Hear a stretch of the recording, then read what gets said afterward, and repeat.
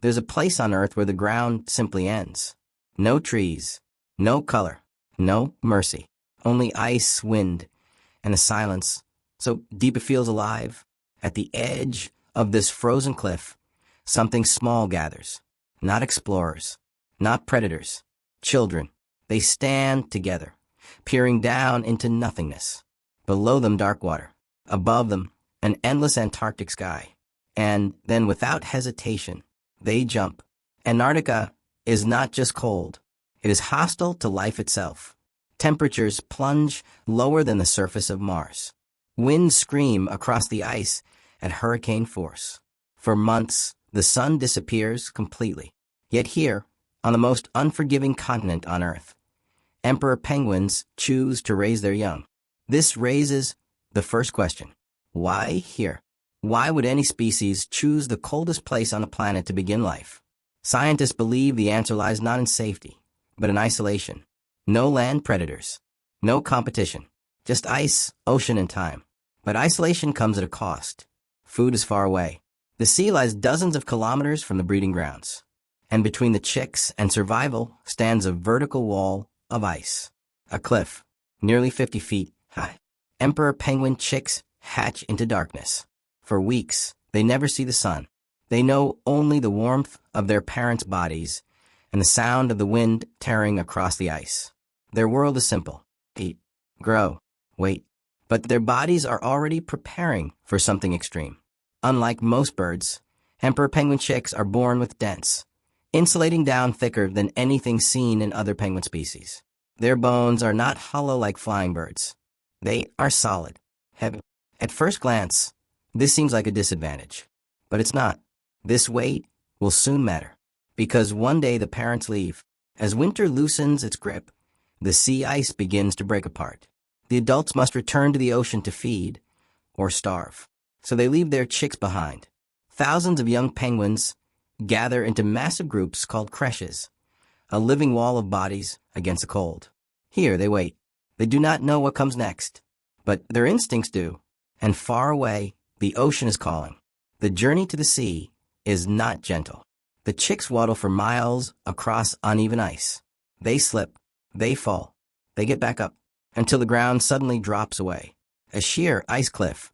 Below it, black Antarctic water. For a fully grown adult penguin, this fall would be dangerous. For a chick that has never swum before, it seems impossible. And yet, they jump. Not one, not two, hundreds. This is not recklessness. It is adaptation. From above, the leap looks like suicide. But physics tells a different story. Emperor penguin chicks are shaped for impact. Their thick down acts like a natural shock absorber.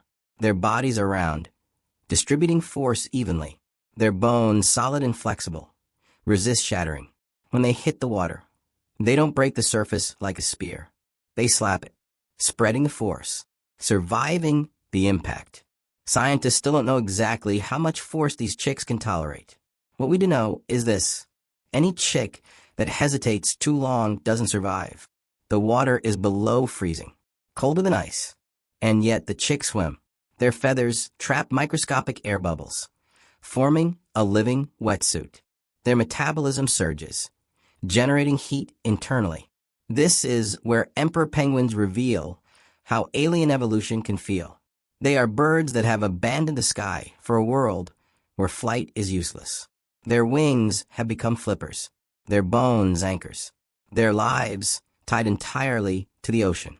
But this raises another question. How do they know how to swim without ever being taught? No adult shows them how. No practice run.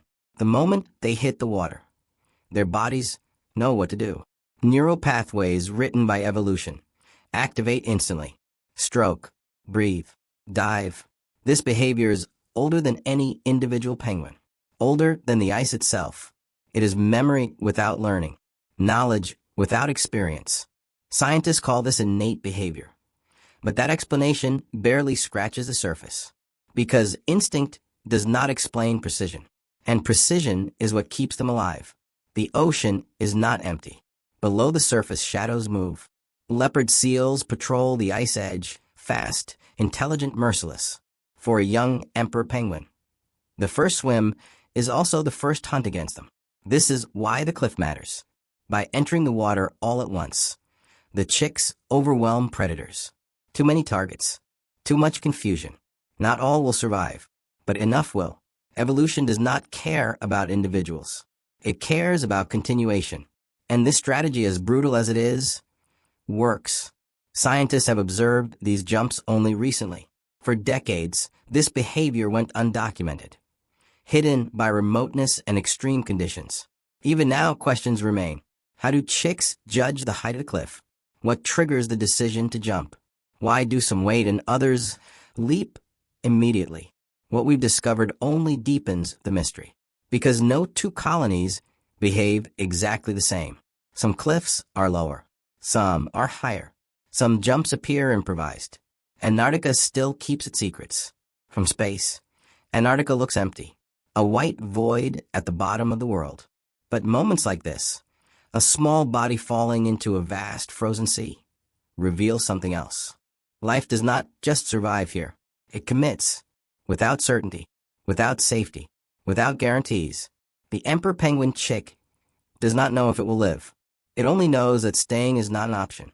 At the edge of the ice, fear and instinct meet, and instinct wins. The chick jumps, not because it understands the ocean, but because evolution has already written the answer into its bones. As humans, we search for meaning, logic, explanation. But here, in the coldest place on Earth, life reminds us of something unsettling. There are forces older than thought, decisions made without knowing why, survivals earned without understanding how. And as the chicks disappear into the dark Antarctic Sea, one truth remains. We have explored the planet's surface, but not its stories, not even close.